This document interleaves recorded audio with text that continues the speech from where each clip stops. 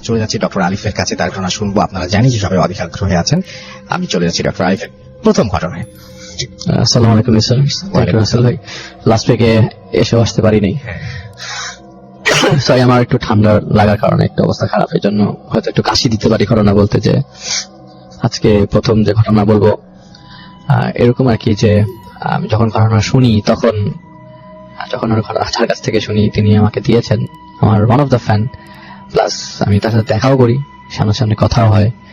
এক পর্যায়ে জানতে পারি ঘটনাটা, এবং তখন খারাপই লাগে ঘটনাটা শোনার পর, যে না, এটা ভূতে ভেবে শেয়ার করি, কিভাবে এটা শেয়ার করতে তো কষ্ট লাগার কথা।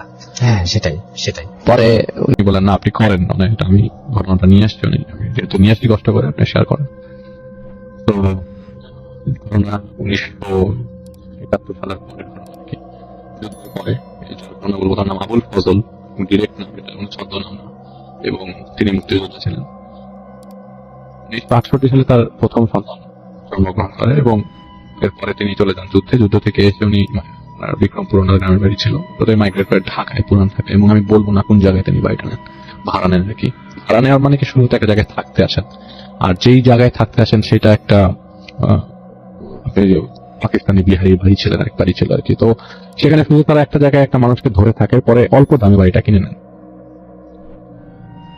তো ঘটনা শুরু করবো কিভাবে সেটাই চিন্তা করছি। ওনার বাসাটা ছিল রেক্ট্যাঙ্গুলার, মানে চারকোনা টাইপের বাসা, মাঝখান দিয়ে খালি। ওদের ছাদে যাওয়ার জন্য কোনো ধরনের সিঁড়ি বা কিছু ছিল না। ওই বাড়ির ওই যে জায়গাটা উঠোন মাঝ বরাবর, সেইখান দিয়ে একটা মইয়ের মতো ছিল, যারা ছাদে উঠে যেতে চাইতো আর কি, ওই মই বেয়ে যেত। লোহার একটা মই ছিল আর কি, এটা আবার দেয়ালের সাথে অ্যাটাচ করা। ওনার ছেলের সম্বন্ধে একটু বলি। ওনার বড় যে ছেলে, ওনার 3 ছেলে ছিল। বড় ছেলেটা ছিল হচ্ছে শারীরিক প্রতিবন্ধী। প্রতিবন্ধী বলতে আর কি, ওনার মুভমেন্ট ছিল না বললেই চলে। হাত পা কোনো ভাবে নাড়াতে পারতো, আচ্ছা, কিন্তু হাঁটতে পারতো না, নিজে খেতে পারতো না, তাকে খাইয়ে দিতে হতো। কথা বলতে গেলেও জড়তা ছিল, এবং সম্পূর্ণ কথা বলতে পারতো না। তারপরেও তার প্রচেষ্টায় এই ছেলেকে তিনি আরবি শিক্ষা দিয়েছেন, এবং যেহেতু কিছু করবে না, বাসায় থাকবে, তো অ্যাটলিস্ট নামাজটা যেন পড়ে, সেটাই কাজ। এবং এই ছেলেটা কোনোদিন কোনো ওয়াক্তে নামাজ মিস দিত না, সবসময় নামাজ পড়তো। খুব নামাজি একটা ছেলে ছিল। কিন্তু কিছু সময় মাঝে মধ্যে প্রবলেম হতো, যেমন উনি মাঝে মধ্যেই চিৎকার দিয়ে উঠতো, মাঝে মধ্যেই ওনার আবদার খুব বেড়ে যেত। ওনার মানে একটা লাঠি ছিল খাটের সাথে, কোনো কিছু চাইলেই কাউকে ডাকতে গেলে লাঠিতে জোরে জোরে খাটের মধ্যে শব্দ করতো। এটা এক ধরনের বিরক্তি প্রকাশ করে ফ্যামিলির লোকজন। তারপরও সবাই সহ্য করে অনেকদিন ছিল। 1983 সালের ঘটনা। ওনার বয়স যখন 15 বছর, তখন সেদিন আমি যে আবুল ফজল সাহেবের ঘটনা বলছি, উনি ছিলেন একজন ব্যবসায়ী, এবং ওনার ব্যবসাটা ছিল হচ্ছে পুরান ঢাকা কেন্দ্রিক। উনি মশলার ব্যবসা করতেন। তো রেগুলারলি সকালবেলা যেতেন, বিকালে আসতেন আর কি। সন্ধ্যার দিকে বাসায় থাকার চেষ্টা করতেন। তো সেদিন সন্ধ্যা মাগরিবের আজানের পরে, নামাজ পড়ে, তিনি যে জায়গাটা বললাম যে ওপেন স্পেস আছে, সেখানে উনি চেয়ারে বসে চা খাচ্ছিল আর কি। চা খাওয়ার সময় হঠাৎ করে ইলেকট্রিসিটি তো তখন খুব হুমরি ছিল না অবস্থা, রাত যেহেতু আসতো। আর 75 সালের দিকে ঘটনা আর কি, 85 সালের দিকে ঘটনা। তার গ্রাম থেকে ফিনান্সিয়াল প্রবলেমের কিছু আত্মীয় স্বজন, তাদের বাসার পিছনে একটা ঘর ছিল, ওই জায়গায় থাকার জন্য তিনি পারমিশন দিয়ে দিয়েছিলেন আর কি। তো চা খেতে খেতে হঠাৎ করে তার ছাদের উপরে চোখ পড়ে এমন ভাবে যে 2জন লোক ছাদের উপর থেকে যদি উকি মারে যেভাবে তাকায়, ঠিক একইভাবে তার দিকে তাকিয়ে আছে। মানে ওনার কথা হচ্ছে যে ওনাকে টপকে ছাদে যেতে হবে। ছাদে যাওয়ার জন্য ওই পাশ থেকে কোনো বাড়ি নাই, দেয়াল আছে, ওনার 12 ফিট দেয়াল আছে।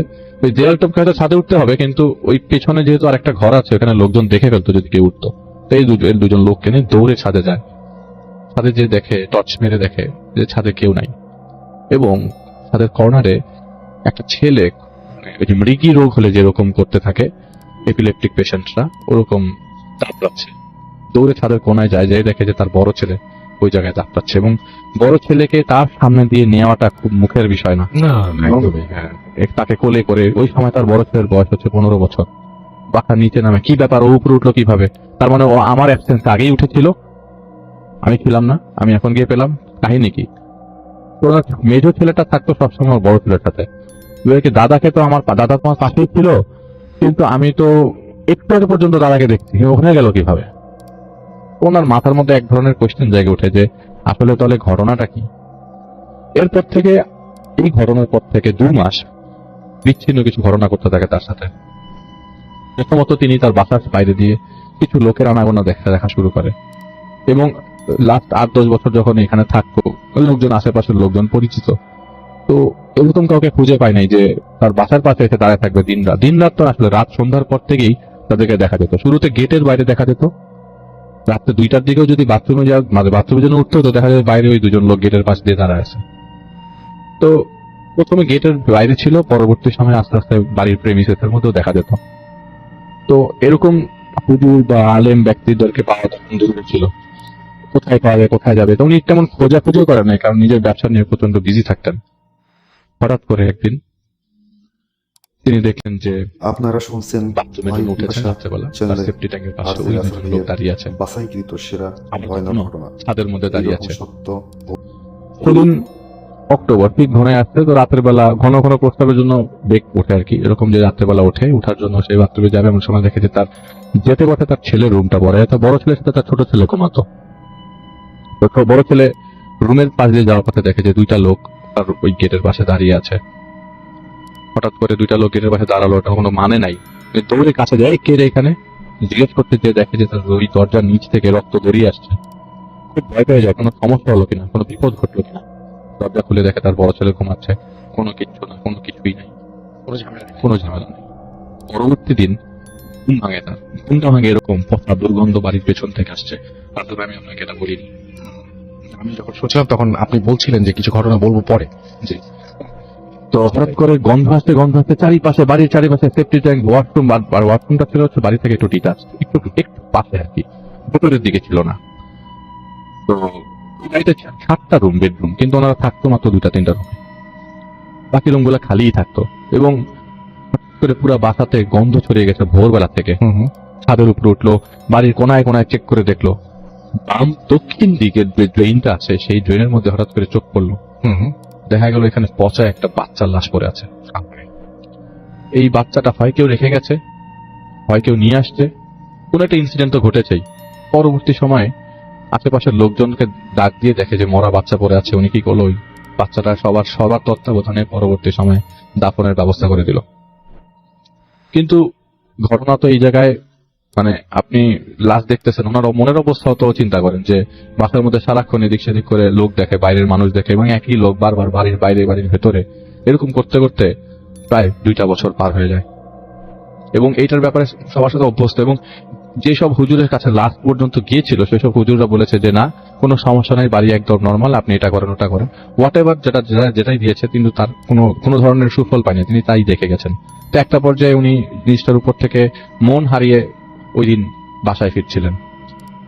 তো ব্যবসা শেষ করে বাসায় ফিরছিলেন, সন্ধ্যার পরে যখন বাড়িতে আসলেন, বাড়িতে আসার পর দেখলেন যে বাড়ি ভর্তি মানুষ এবং উঠোনে লাশের খাটিয়া। উনি মনে করছিলেন ওনার ওয়াইফের তো মাঝে মধ্যে শরীর খারাপ থাকে, ওয়াইফের কোনো দুর্ঘটনা ঘটলো কিনা। যে দেখে বাড়ির সবাই কান্না করছে, কিন্তু পড়ে আছে লাশটা তার বড় ছেলের। পরবর্তী সময় হুজুর ডাকা হয়, হুজুরকে দিয়ে গোসল করানো হয়। গোসল করানোর পর যখন দাফনের জন্য নিয়ে যাবে লাশের খাটিয়া মসজিদ থেকে জানাজার পরে, যে হুজুরটা ছিল সেই হুজুর বলছিল যে আমি যখন গোসল করাই তখন সারা শরীরে ছোপ ছোপ মারের দাগ ছিল, মনে হচ্ছিল কেউ ওকে মানে আপনার ঘুষি দিয়েছে সারা শরীর জুড়ে, ছোপ ছোপ ব্রুইজের দাগ আর কি, অনেক বড় বড় চাকা সব চাকা জিনিস। তো যাই হোক, দাফন শেষ করে ঠিক পরের দিন এবার অ্যাটাকটা হয় তার ওয়াইফের সাথে। তার ওয়াইফ সবার মাঝখানে কথা বলছিল সন্ধ্যার পরে, হঠাৎ করে চিৎকার করে উঠে বলে যে আমার শরীরে, সারা শরীরে পোকা উঠছে, মানুষ মরে গেলে পচে গেলে যে পোকা ওঠে শরীরে সেই পোকা, যে আমার শরীর প্রচন্ড ব্যথা করছে, আমাকে খেয়ে ফেলছে পোকাগুলো, আমাকে বাঁচাও। তো আশেপাশের লোকজন দেখছে কই কোনো পোকা তো নাই। হঠাৎ করে রান্নাঘরতে দৌড়ে আসে, দেখো আমার পেটের ভেতর থেকে একটা হাত বেরিয়ে আসছে সবার সামনে। কিন্তু সবাই বলছে তোমার কোনো সমস্যা হয়েছে, তুমি এরকম কেন করতেছো, সবাই দেখতে পাচ্ছে না। এবং সবার প্রশ্ন হচ্ছে যেহেতু মরায় বাড়ি, তুমি কোনো কিছু করো না। আর উনি ওই দিন রান্নাঘরে গিয়েছিলেন আর কি কিছু একটা কাজে বা চাটা বানানোর জন্য, থার্ড ডেতে। আচ্ছা, পরবর্তী সময় তাকে আর কিচেনে যাওয়া মানা করে দেয় এবং বলে যে তুমি রেস্টে যাও। সবাই মনে করে যে ছেলে হারানোর যে মানে কষ্ট সে নিতে পারছে না, অথবা কিছু একটা করতে পারছে না। 15 দিন পর হঠাৎ করে তার সবার মাঝখান থেকে, শুধু এখানে ওই আত্মীয় স্বজন যে কয়দিন ছিল ওই 2 দিনই 3 দিনই দেখেছে। পরবর্তী সময় 2জন আত্মীয় তাদের বাড়িতে ছিল, তাদের সাথে কথা বলা অবস্থায় বলে যে আমার পেট খুব খারাপ লাগছে, আমি শুয়ে পড়বো। যখন ঘুমাতে যায়, এবং ওই দিন তার হাজবেন্ড আসতে দেরি করে, তো তার ছোট যে ছেলেটা তার সাথে ঘুমায়, তার হাজবেন্ড তার সাথে ছোট ছেলেটা মাঝখানে ঘুমাচ্ছে। তো ছোট ছেলেকে নিয়ে শুতে যাবে, হঠাৎ করে চিৎকার। ওই সময় তার হাজবেন্ডও বাসায় ঢুকে গেছে। চিৎকার দিয়ে বলে উঠে যে তার পেটের মধ্যে কে এখানে দাঁড়িয়েছিল, নখ দিয়ে আঁচড় মেরে পেটটা ছিঁড়ে ফেলে এবং ভেতর থেকে সব জিনিস বের করে দিচ্ছে এবং সে ব্যথায় মরে যাচ্ছে। তো হাজবেন্ড বলে যে তোমার আসলে তো হয়তো বা হতে পারে তোমার পেটে কোনো সমস্যা, যেটার কারণে তুমি কিছু দেখতে পাচ্ছ বা কিছু দেখছো, তোমাকে আমি একটু ভালো ডাক্তার দেখাবো, দেরি কিন্তু চিন্তা করো না। এটা ঠিক সেদিনের ঘটনা। রাতের বেলা তিনি উঠেন ওয়াশরুমে যাবার জন্য। ওয়াশরুম থেকে ফেরত আসার সময় তাদের ওয়াশরুমে যাওয়ার পর একটা সেপটিক ট্যাঙ্ক পড়ে। সেপটিক ট্যাঙ্কটা উঁচু, পাকা উঁচু। তিনি দেখে মানে ওই মহিলা ঘটনা এরকম ভাবে উনি বলেন যে সেপটিক ট্যাঙ্কটা ক্রস করার সময় একটা মানুষ তার সামনে দাঁড়িয়েছিল এবং তার বুকে সজোরে লাথি মারে এবং তিনি সেপটিক ট্যাঙ্কটা পিছন হয়ে সেপটিক ট্যাঙ্কের উপরে পড়ে। হাসপাতালে নেওয়ার পর ডাক্তার বলে তার 5টা ভার্টিব্রাল কলাম থেকে 5টা হাড় সরে গেছে। আচ্ছা, এরপর থেকে তিনি আর দাঁড়াতে পারলেন না এবং যেই চিকিৎসার খরচটা দিয়েছিল সেটা তাকে জোগাড় করা সম্ভব ছিল না। তার মানে তিনি বাসায় পড়ে থাকতে হবে তাকে। রেগুলার বাসায় পড়ে থাকবার কারণে এক প্রকার অধ্যাবসায় চলে আসে। তার কাছে লোকজন আসতে চায় না, আসে না। কতবার আসা যায় তার কাছে। তিনিও ঠিক একইভাবে তার বড় ছেলে যেভাবে খাটের মধ্যে বাড়ি দিয়ে মানুষজন ডাকতেন, তিনিও এক পর্যায়ে এরকম পর্যায়ে চলে গেছেন এবং তিনি রেগুলারলি একটা জিনিস স্বপ্ন থেকে দেখতেন বা সামনাসামনি দেখতেন, এটা তিনি ক্লিয়ার করে বলেন নাই।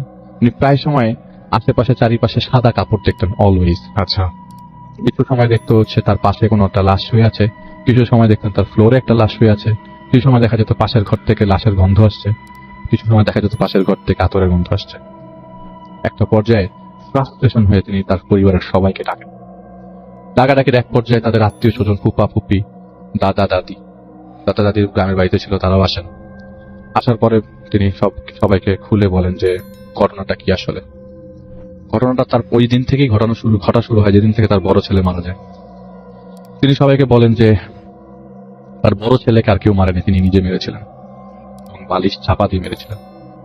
এর আগে অনেকবার তিনি বড় ছেলেকে মারার চেষ্টা করেন, শরবতের মধ্যে বিষ ঢুকিয়ে অথবা খাওয়ার সাথে বিষ মিশিয়ে, মিষ্টি আলুর সাথে বিষ মিশিয়ে।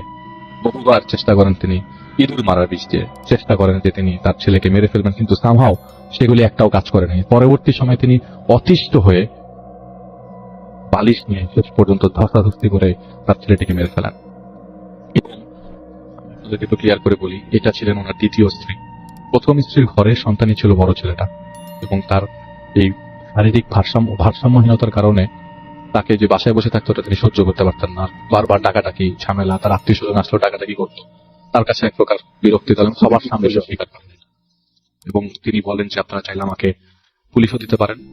তো পরবর্তী সময় পারিবারিক সিদ্ধান্ত হয় যে না, আমরা পুলিশে কেস করবো না, যা হোক উনি মেরে ফেলেছেন, এটার জন্য উনি শাস্তি পেয়ে গেছেন যা পাওয়ার।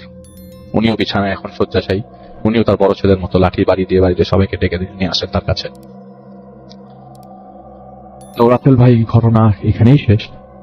একটা পর্যায়ে কিছু হৃদয় বিদারক ঘটনাগুলা সামনে চলে আসে। সবাই তাই লিখছেন, সবাই ক্রমাগত এই কথাই লিখছেন যে ঘটনাটা খুবই হৃদয় বিদারক এবং লাস্ট মোমেন্টে তার নিজের আপন যে বড় ছেলে, সেই ছেলেটা 2001 সালে মারা যায় একটা রোড অ্যাক্সিডেন্টে।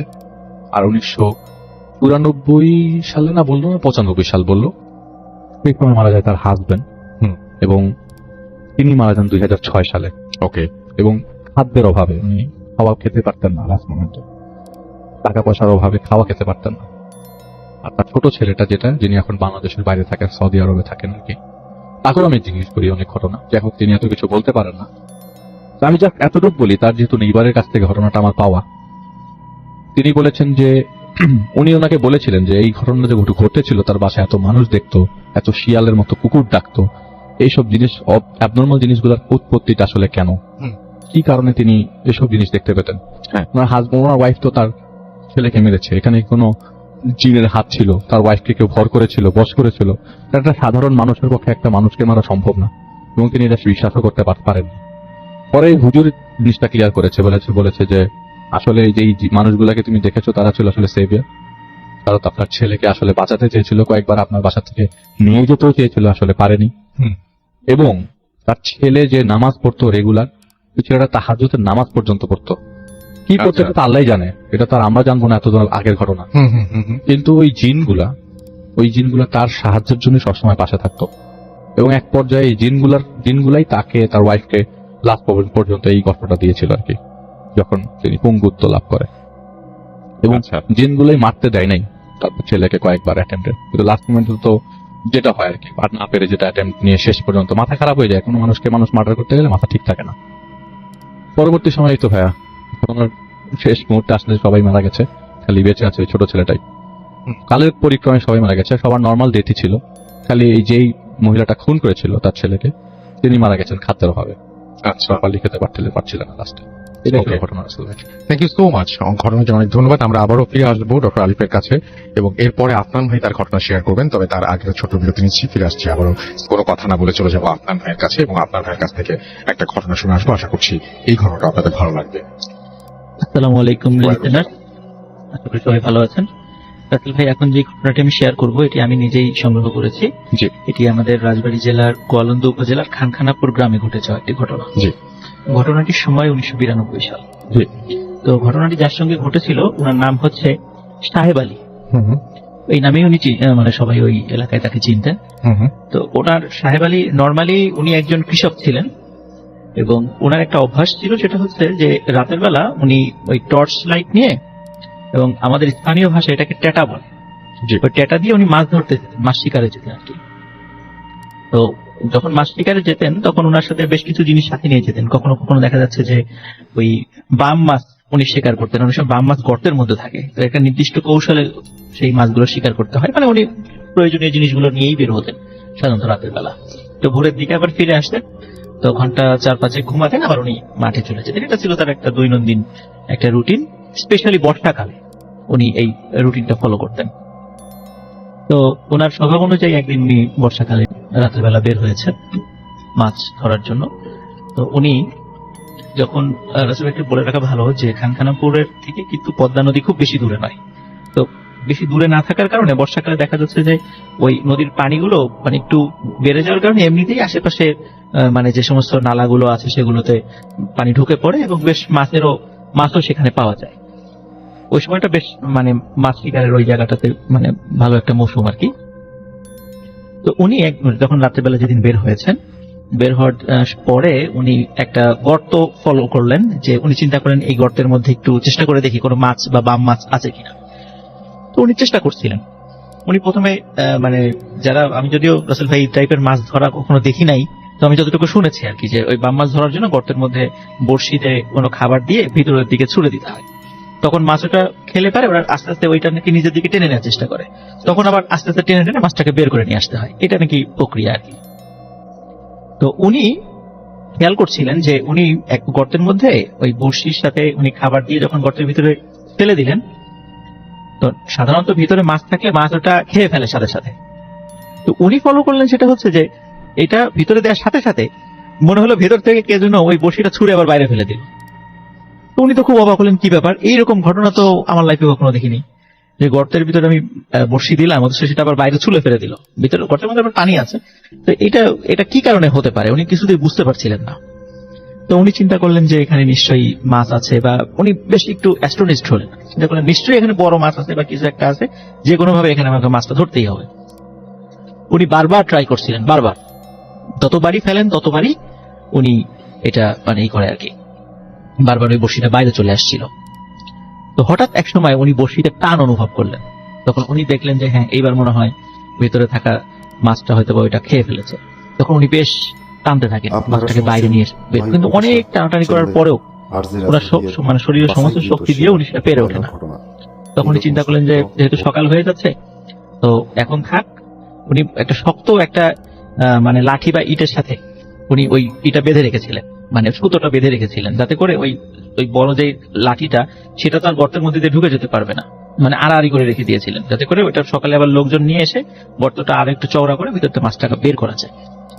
কিন্তু রাসেল ভাই উনি সকালবেলা আবার বাসায় গিয়ে যখন লোক নিয়ে আসছেন, এসে দেখেন যে সবকিছুই ঠিক আছে, লাঠির জায়গায় আছে, কিন্তু সুতোটা ছেঁড়া। এটা উনি একদম স্বাভাবিকভাবে নিয়েছেন যে এটা একদম নর্মাল ব্যাপার, হয়তো বা মাছ টানাটানি করে সুতো ছিঁড়ে চলে গেছে। এটাই উনি একদম অ্যাজ ইউজুয়াল হিসাবে নিয়েছেন, যেটা নিয়ে উনি অন্য কোনো চিন্তাও ওনার মাথায় আনেননি। কিন্তু এর রাসেল ভাই 2-3 দিন পরে ওনার একটা সমস্যা দেখা যায়, সেটা হচ্ছে যে ওনার ডান হাতে মানে একটা ঘায়ের মতো দেখা যায়। এবং মাত্র কয়েকদিনের মধ্যে সমস্ত হাতে সেটা ছড়িয়ে পড়ে। এবং উনি যখন ডাক্তার দেখাতে যান, ডাক্তার বলেন যে আপনার হাতের যে অবস্থা, তো এখন যদি কোনোই থেকে এটা কেটে না ফেলা হয় তো তাহলে সমস্ত শরীর আস্তে আস্তে ধরে যাবে। তখন হ্যাঁ, ডাক্তার পরামর্শ দেয়। এখন সবাই জিজ্ঞেস করে যে এইটা কিভাবে হলো, বলে যে আপনার হাতে পয়জন লেগেছিল। হুম। এখন উনি বলে যে কিভাবে লাগলো আমি তো ঠিক বুঝতে পারছি না, এই কয়েকদিনের মধ্যেই লেগে গেল। এখন মানে অন্য লোকরা বলে যে তুমি যেহেতু রাতের বেলা মাছ টাছ ধরো, অনেক সময় লেগে যেতেও পারে। তো যাক, এই বিষয়টা নিয়ে কেউ অতটা মাথা ঘামায়ও নাই আসলে। তো ওনার রাসেল ভাই ডান হাতের কোনোই থেকে কেটে ফেলতে হয় আর কি। এরপরে মোটামুটি 4-5 মাস উনি মানে ওইভাবে কোনো কাজ করতে পারেন না, তারপর আস্তে আস্তে উনি সুস্থ হয়ে ওঠেন আর কি। তখন ওনার শুধু বাম হাত ছিল এবং ওইভাবেই উনি কৃষি কাজগুলো করতেন। তো এর মধ্যে রাসেল ভাই ওই সময় তো বর্ষাকাল শেষ হয়ে যায়, পরবর্তীতে আস্তে আস্তে শীতকাল আসে। জি। তো শীতকাল আসার পরে উনি মানে ওনার বাসার একদম পাশেই একটা ডোবা ছিল এবং পানি খুব কম ছিল সেখানে, একদম মানে নর্মাল একটা ডোবা আর কি। তো উনি রাতের বেলা হঠাৎ মানে একদিন রাতের বেলা মানে উনি শুনছিলেন যে ডোবার মধ্যে মানে পানির মধ্যে খুব মানে খলখল শব্দ হচ্ছে, মানে বড় টাইপের মাছ যদি মাঝে মাঝে পানি নাড়াচাড়া দিলে যেরকম শব্দ হয় ঠিক ওরকম শব্দ। যেহেতু উনি মাছ টাছ ধরতেন, এই শব্দগুলোর সঙ্গে উনি পরিচিত ছিলেন। তো উনি চিন্তা করলেন যে এইখানে ডোবার মধ্যে তো মাছ আসার কোনো সম্ভাবনা নাই। অনেক সময় দেখা যাচ্ছে যে যেহেতু গ্রামীণ পরিবেশ, অনেক সময় বড় বড় গুই সাপ থাকে, সেগুলো হয়তো বা ব্যাং ধরার জন্য চলে আসতে পারে এখানে, এটাই হতে পারে। তো উনি এই বিষয়গুলো এইভাবেই উনি নিয়েছেন। তারপরে এরকম রাসেল ভাই প্রতিদিনই কিন্তু একটা নির্দিষ্ট সময় সেটা হতো। উনি এটা খেয়াল করতেন যে প্রায় রাত 1টা বা 1:30 বা 2টার দিকে এরকম শব্দটা হতো এবং বেশ খানিকক্ষণের শব্দ হওয়ার পরে আর এই শব্দটা হতো না। তো উনি একদিন চিন্তা করলেন যে আসলে এই জিনিসটা কি, আমি একটু দেখি। তো একদিন রাতের বেলা রাসেল ভাই উনি যখন এই শব্দটি শোনেন, উনি তখন টর্চ লাইট নিয়ে বের হন। মানে এমনি স্বাভাবিকভাবে, ওটা যে কোনো মাছ বা কিছু এইটা তাকে ধরবে বা মারবে এই টাইপের কোনো উদ্দেশ্য সেখানে ছিল না। তো উনি যখন বের হন, বের হওয়ার পর উনি ওই সময় শীত ছিল, শীতের সময় মানে জ্যোৎস্না রাত ছিল। তো উনি টর্চ নিয়ে বের হয়েছেন। তো উনি যখন ওনার ওই বাসার পাশে ওই ডোবার কাছে গিয়েছেন, তো যাওয়ার পর উনি দেখছেন যে ওখানে যাওয়ার পর যখন টর্চ লাইট জ্বালিয়েছেন, দেখেন টর্চ লাইটটা কোনো কারণে জ্বলছে না। তো উনি খুব মানে অবাক হন যে কেবল তো আমি একটু টেস্ট করে নিয়ে আসলাম, টর্চ লাইটটা জ্বলছে কিন্তু হঠাৎ করে জ্বলছে না কেন, হতে পারে কোনো সমস্যা হতেই পারে। তো উনি চাঁদের আলোতে স্পষ্ট লক্ষ্য করলেন যে ওই ডোবার মধ্যে মনে হচ্ছে যে 2 হাত বা 2 পা আছে এমন একটা প্রাণী ওই ডোবার মধ্যে সাঁতার কাটছে এবং পানি নড়াচড়া করছে। তো উনি যদিও এরকম মানে রাতের বেলা দেখে মনে হচ্ছিল, উনি চিন্তা করলেন এটা আসলে বড় কোনো মাছ হয়তো বা হবে। কোনো কারণে বর্ষার সময় অনেক সময় দেখা যায় এক পুকুরের মাছ আর এক জায়গা চলে আসে এমনি মানে ডাঙার উপর দিয়ে, এরকম কিন্তু হয় রাসেল ভাই, আমরা অনেক সময় দেখেছি এটা, বর্ষাকালে এরকম মাছ উঠে আসে এক জায়গা থেকে আরেক জায়গায়। তো উনি চিন্তা করেন হয়তো এরকম কোনো কারণে চলে আসছিল, তো এইটা হয়তো এরকম হতে পারে রাতের বেলা, এটা এরকম করে।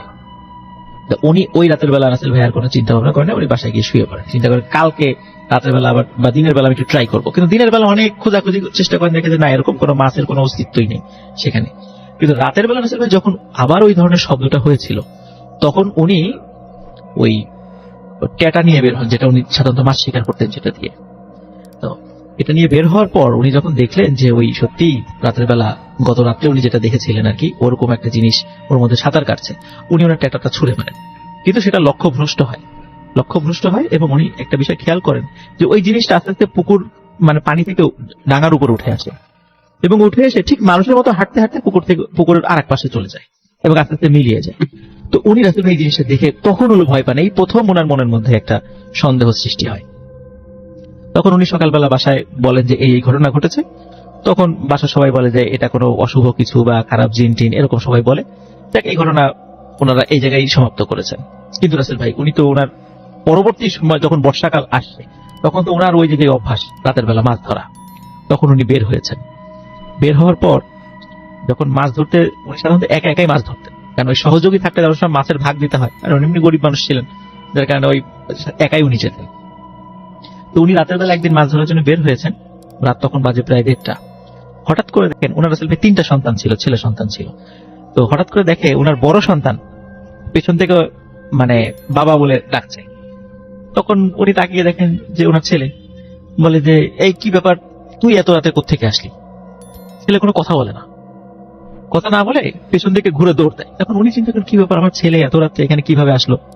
মনে হয় আমার পিছু নিয়েছে, ও মনে হয় মাছ ধরা শিখতে চায় এই টাইপের কিছু। কিন্তু ও যেহেতু একা একা দৌড় দিয়ে উনি চিন্তা করছে ছেলেটা বাড়ি চিনে যেতে পারবে, তো উনি আবার ওনার ছেলের পিছু নেন যে দেখি মানে কোথায় যায় বা বাসা পর্যন্ত গেল কিনা। তো রাসেল ভাই উনি বাসা পর্যন্ত গিয়ে দেখে যে বাড়ির দরজা বন্ধ, উনি যেভাবে বের হয়ে আসছিলেন। তো উনি আবার দরজায় নক করানোর স্ত্রী করে দেন, বলে যে ছেলে কোথায়, বলে তো ঘুমাচ্ছে। এবং দেখে আসলে ঘুমাচ্ছে, বলে যে না সে তো বের হয়নি। তো যাই হোক রাসেল ভাই উনি বিষয়টা খুব লাগে না, মানে অদ্ভুত লাগে। উনি আর ওই রাত্রে মাছ ধরতে যান নাই, উনি বাসায় শুয়ে পড়েন। কিন্তু সকালবেলা একটা অঘটন ঘটে যায়। সকালে ওনার স্ত্রী বলে যে ওনার ছেলে, বড় ছেলেকে খুঁজে পাওয়া যাচ্ছে না। চতুর্দিকে মানে খোঁজা হয়, কোথাও খুঁজে পাওয়া যাচ্ছে না।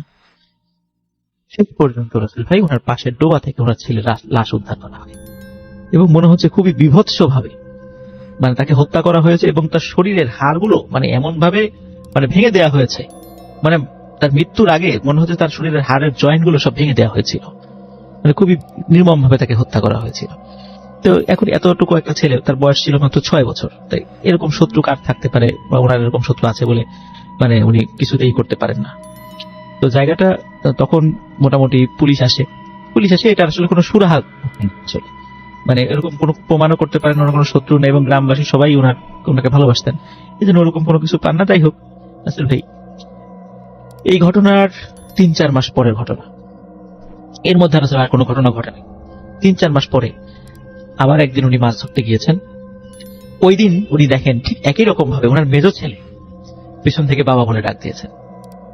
তখন ডাক দেওয়ার পর উনি বলেন, এই কি ব্যাপার, তুই আবার তোরা তুই উঠে আসছিস কেন? কিন্তু দেখে ঠিক একই রকম ভাবে ঠিক বড় ছেলে যেভাবে ঘুরে দৌড় দিয়েছিল সেও চলে যায় ওরকম ভাবে বাড়ির দিকে। উনি আবার চিন্তা করে যাই দেখি ছোট মানুষ বাসায় পৌঁছালো কিনা। উনি আবার যায় দেখে একই অবস্থা রাসেল ভাই, ছেলে তো বাসায় ঘুমাচ্ছে, সে কোথা থেকে মানে আপনার উনি কাকে দেখলেন? ঠিক একই রকম ভাবে ঠিক বড় ছেলে রাসেল ভাই যেভাবে মারা গিয়েছিল সকালবেলা, মেজো ছেলের লাশটাও ওই ডোবাতে পাওয়া যায়। এইভাবে ঠিক সেম ওয়েতে তার ছোট সন্তানও মারা যায়। তবে সরি রাসেল ভাই একটু বলা ভুল হয়ে গেল, তার ছোট সন্তান মারা গিয়েছিল কলেরায়, হঠাৎ করে কলেরা হয়েছে মারা গেছে। সে তখন বাচ্চা একদমই ছোট আর কি। এবং এই 3 সন্তান হারানোর শোকে তার স্ত্রীও আস্তে আস্তে মানে শোকে মারা যায়। মোটামুটি বছর মানে 1 বছর ঘুরতে না ঘুরতে ওনার পরিবার একদম শেষ হয়ে যায়। পরে উনি চিন্তা করেন আমার সাথে এই ধরনের ঘটনা কেন ঘটলো। তখন উনি ভালো একজন আলেমের শরণাপন্ন হন।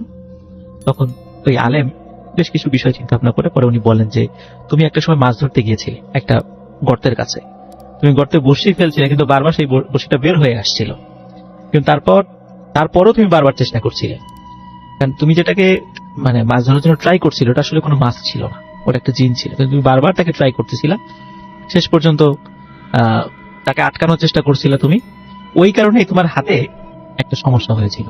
এটা আসলে এমনিতে কোনো পয়জন লাগে নাই, যার কারণে তোমার হাতটা কেটে ফেলতে হয়। এবং এইটার প্রতিশোধ হিসাবেই, তারা আসলে ভালো দিন ছিল না, এটার প্রতিশোধ হিসাবেই তারা আস্তে আস্তে তোমার পরিবারকে শেষ করে দিয়েছে। ওই কারণেই তোমার হাতে একটা সমস্যা হয়েছিল, এটা আসলে এমনিতে কোনো পয়জন লাগে নাই, যার কারণে তোমার হাতটা কেটে ফেলতে হয়। এবং এইটার প্রতিশোধ হিসাবেই, তারা আসলে ভালো দিন ছিল না, এটার প্রতিশোধ হিসাবেই তারা আস্তে আস্তে তোমার পরিবারকে শেষ করে দিয়েছে। আসলে ভাই উনি ওনার পরিবার যখন শেষ হয়ে যায় উনিও মানসিক ভাবে খুব ভেঙে পড়েন, এবং আস্তে আস্তে উনি সম্পূর্ণভাবে মানে উন্মাদ হয়ে যান। এবং উনি রাস্তাঘাটে থাকতেন, ঘুরে বেড়াতেন সম্পূর্ণ উন্মাদ অবস্থায়, লোকজন কিছু দিলে খেতেন। তো একটা সময় রাসেল ভাই মানে 1993 সালের পর থেকে সাহেব আলীকে আর কখনো দেখা যায়নি। সবাই চিন্তা করেছেন যে পাগল হয়ে গেছে, হয়তো হাঁটতে হাঁটতে কোথাও চলে গেছে। তো এটা নিয়ে আসলে কারো কোনো মাথায় ব্যথাও নাই, কেউ হয়তো বা খোঁজও করেন নাই, কিন্তু অনেকে এই গল্পটা করেন আর কি ওখানে। আসলে আদৌ সাহেব আলী এখন জীবিত আছেন কিনা আমরা জানি না, বা কোথায় আছে তাও আমরা বলতে পারবো না। এটা ছিল রাসেল ভাই first story. Thank you so much. Rasel ভাই সেকেন্ড ঘটনা শুরু হওয়ার আগে একটু একটা পোস্টমর্টমের অ্যান্সার দিতে চাচ্ছি। অনেকেই তো চিন্তা করছে, চিন্তা ভাবনা করছে যে আসলে লাস্ট ঘটনাতে সবাই মারা গেলে ঘটনা বললো কে। আমি আগেও একবার বলেছি যে আমি ওনার নেইবারের কাছ থেকে পেয়েছি, যে লোকটা ঘটনা শেয়ার করে গেছে তিনি নিজেও মারা গেছেন, যে তার নেইবারকে তিনি টাইম টু টাইম, নেইবার তার ফ্রেন্ডকে তিনি বলেছিলাম। হ্যাঁ, তারপর বলেছে যে তুমি ঘটনা বললো কে, তো নেইবাররা তো ঘটনা জানার পরে খোঁজ খবর রাখে তার বাসাটা। আমি বলবো না এটা কোন জায়গায়, ওল্ড টাউনের সেই জায়গায় এখন একটা বড় অ্যাপার্টমেন্টও হয়ে গেছে, এবং ওই পুরো বাড়ির মানে পরবর্তী সময়ে মানে যে কয়টা ফ্ল্যাট পায় তার ছোট ছেলেই মানে সুবিধা ইয়া হিসেবে পায় আর কি, তার উত্তরসূরি হিসেবে পায়, আর কোনো ফ্যামিলির কেউ ছিল না। আর কিছু মানুষজন আছে সাথে, সেটার কথা বলছি না, কিন্তু যে ঘটনা শেয়ার করেছেন তিনি ছিলেন তার বন্ধু এবং নেইবার। তার কাছ থেকেই আমার আসলে তার মানে তার রেফারেন্সেই আসলে তার কাছ থেকে ঘটনা পাওয়া আর কি। এই হচ্ছে আমার ক্লারিফাই করা দরকার ছিল। Okay. সেকেন্ড ঘটনাটা শুরু করব। আফরোজা ইয়াসমিন নামে এক আপুর ঘটনা শেয়ার করবো। উনি কোথা থেকে আমাকে ঘটনা পাঠিয়েছে সেটা বলার পারমিশন দেননি, তাই সেটা লুকিয়ে যাচ্ছি। তো ঘটনাটা শুরু হয় হচ্ছে ওনার দাদি মারা যাবার পর থেকে। তো দাদি যেদিন মারা যায় তার 3 মাস পর থেকে ঘটনাটা মূলত শুরু। তিনি তখন হোস্টেলে থাকতেন পড়াশোনা করার জন্য কলেজে। তো হোস্টেলে থাকা অবস্থায় তার সাথে আরো 2 জন রুমমেটও ছিল। হঠাৎ করে সেদিন তিনি ফিল করলেন লাইট বন্ধ, ঘুমের সময় ঘুমাতে যাবে তন্দ্রা চলে আসছে, এমন সময় ফিল করলেন তার পায়ের উপর দিকে আলতো করে একটা ছুঁয়ে দিল, হাত দিয়ে ছুঁয়ে দিল, মাথায় হাত বুলিয়ে দিল হঠাৎ করে। এরকম করে তার রুমমেট কখনো আচরণ করেনি, আগে কখনো আচরণ করেনি। তো তিনি খুব অবাক হয়ে লাইটটা জ্বালালো যে আসলে দুষ্টুমি করেও কেউ করছে কিনা। দেখলো যে রুমমেটটা দুজনই ঘুম, এবং এত ফাস্ট উঠে গিয়ে শব্দ হবে মাস্ট। এই 2011-র ঘটনা শেয়ার করছি। তখন এরকম হওয়ার কথা না, তিনি লাইট অফ করে গেলেন এবং ঘুমিয়ে গেলেন। পরবর্তী সময়ে কিছুদিন পর তিনি আবারও একই জিনিস ফিল করলেন, এবং ফিল করলেন যে তার পায়ের উপরে কে জানি হাত বুলিয়ে দিচ্ছে, হাত ধরে মানে আলতো করে টেনে দিচ্ছে অথবা মাথায় হাত বুলিয়ে দিচ্ছে। এই জিনিসগুলো কয়েকবার লক্ষ্য করার পরে তিনি তার মাকে বললেন যে এই ধরনের ঘটনাগুলো ঘটছে হোস্টেলের ভিতরে, আমি থাকতে পারছি না, করতে পারছি না। এবং একদিন হোস্টেলের রুমমেট ছিল না, সেদিন আলো থাকা অবস্থায় জানি তার মাথায় হাত বুলিয়ে দেয়। এবং আপনি একা বসে আছেন, আপনার মাথায় কেউ হাত বুলিয়ে দিচ্ছে, আপনার কাছে তখন কিরকম লাগবে আমি জানি না। আমার কাছেও খারাপ লাগতো যে এরকম হঠাৎ করে হাত বুলিয়ে দিবে কে। তার বাসায় যাবেন, পড়াশোনা তিনি করতে আপনারা পারছিলেন শুনছেন না। ওয়াই পিপাসা বাসায় জানানোর পর তার বাসার লোকজন বলে যে ঠিক আছে তুমি বাসায় আসো, যেহেতু পড়াশোনা করতে কষ্ট হচ্ছে বাসায় আসো।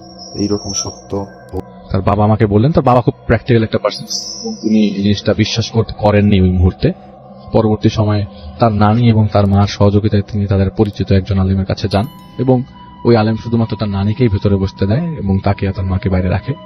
এক পর্যায়ে তিনি তার নানিকে বলে যে আসলে ওনার সাথে একটা কাপল জিন সবসময় থাকে এবং তারা ওর সাথেই থাকতে পছন্দ করে। এবং এমন এই 2 কাপল জিন ছিল তার দাদির সাথে। সেই থেকে উনি ফ্যামিলির বড় মেয়ে, এবং এরপর থেকে ওনার সাথে থাকতে শুরু করেছে। এবং শুরুতে বলেছিল যে আমি এটার কোনো কিছু করতে পারবো না, চিকিৎসা করতে পারবো না, উল্টা আমি যদি কিছু করি আমার ক্ষতি হয়ে যেতে পারে। পরবর্তী দিন তার নানিকে ডেকে বলে যে ওনারা আসলে ওনার কোনো ক্ষতি করবে না এবং সাথে থাকবে। তো আপনারা কাজ করেন, এই তাবিজটা নেন, এই তাবিজটা সাথে রাখেন সবসময়, অ্যাটলিস্ট কাছে থাকলেও খাটে যাতে কোনো ধরনের প্রবলেম না হয়, ঘুমটা যাতে ভালো হয়, এটা হেল্প করতে পারে। তো পরবর্তী সময় এক্সাম কাছাকাছি ঘনিয়ে আসে। এক পর্যায়ে তিনি এক্সামের কারণে তার হোস্টেলে ফেরত যায়। তো হোস্টেলে ফেরত যাওয়ার পরে তার বাসার থেকে শুনতে থাকে যে তার রুমের মধ্যে ওই দিন হঠাৎ করে গেস্ট আসার পরে তার মা এবং তার ভাই ওই রুমের মধ্যে থাকতে যায় আর কি, তার রুমের মধ্যে ঘুমাতে যায়। তো এরকম শব্দ আসে যে কেউ হাড় ভাঙা শব্দ, রাগে ঘর করছে, তার খাটের মধ্যে যেন কেউ শুতে না পারে, এরকম শব্দ আসছে রুম থেকে। তো এটা কন্টিনিউ করতে থাকে রাসেল ভাই। হঠাৎ করে তিনি লক্ষ্য করেন, পড়তে বসছে, লক্ষ্য করছে যে হাতের উপরে কেউ শক্ত করে ধরে আছে। কিছুক্ষণ পর 5টা আঙ্গুলের দাগ পড়ে গেছে হাতের উপরে। অথবা তার প্রচন্ড ঘুম পেত, সবসময় ঘুম পেত। আমি একটা জিনিস স্কিপ করে গেছি, উনি খুব স্বপ্ন দেখতো রাসেল ভাই, এবং স্বপ্নটা এরকম যে উনি খুব ক্লিয়ার স্বপ্ন দেখতো, একদম পরিষ্কার স্বপ্ন, পরের দিন মনে থাকতো এরকম স্বপ্ন। এবং উনি ভবিষ্যৎ মানে পরে কি হতে পারে বা কি হতে যেতে পারে এরকম স্বপ্ন পর্যন্ত দেখতেন। এবং দেখতো সব তার বাবাকে নিয়ে, তার বাবার ভালো ক্ষতি সবকিছু তিনি স্বপ্নে দেখতেন এবং প্রায় সময় দেখতেন।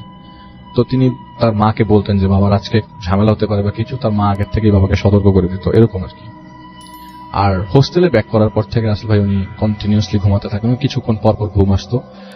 তো হোস্টেলের যে রুমমেট আছে তারা বলতো যে আপু যে ঘুমাচ্ছে, ঘুমের মধ্যে কথা বলছে, এবং উনি সারাক্ষণ ঘুমাতোই, মানে কারোর সাথে কথা বলতো না, খেতো না ঠিক মতো, সারাক্ষণ 24 আওয়ার্সের মধ্যে দেখা যেত 18-19 ঘন্টা ঘুমানোর মধ্যে চলে গেছে।